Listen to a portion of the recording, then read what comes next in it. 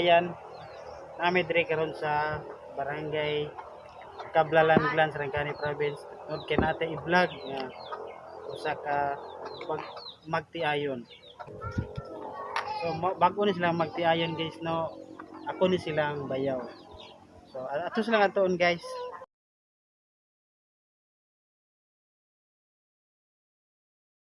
Nabot namin diri sa Kablalan, Sarangani Province guys no. Kini nga balay guys sa akong bayaw ni nga balay guys no niya nakahiring ko nga tukod silang balay niya basig naay kulang silang balay may na lang maka ambag-ambag ta gamay sa ginagmay lang nga ambag at least gikan sa itong kasing-kasing. So adto sa nako pero guys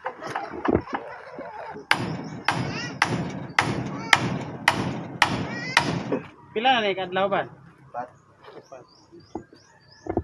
Upat na ni siya kaadlaw. Unsay may mga kulang ninyo? Unsay mga kulang ninyo ani inyong kuan balay? Ko pantaon ni kulang.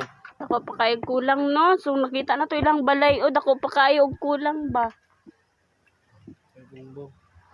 Pay bungbong. So kani sila bago ra ni sila nagminyo. Mga pila na mo katuig gani nagminyo? 1 year? Merienda nakaban? Sa merindahon. Ulay merienda. So timing kayo. Timing kayo nga namin so at least dala nga kuan malipay mo nga makamerienda pud ka.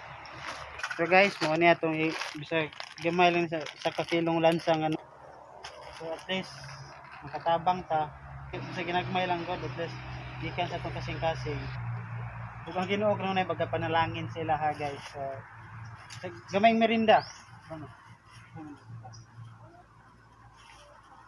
ini lansang so gikan gini sa mong kasing-kasing ang tabang sa inyo at naman yung lansang usa ka kilo sunod buhanan ni ka kilo mo na ikahatag bisag gamay lang so salamat kayo no sa inyong pagdawat sa among pag-vlog so ang Ginoo gid magapanalangin sa inyo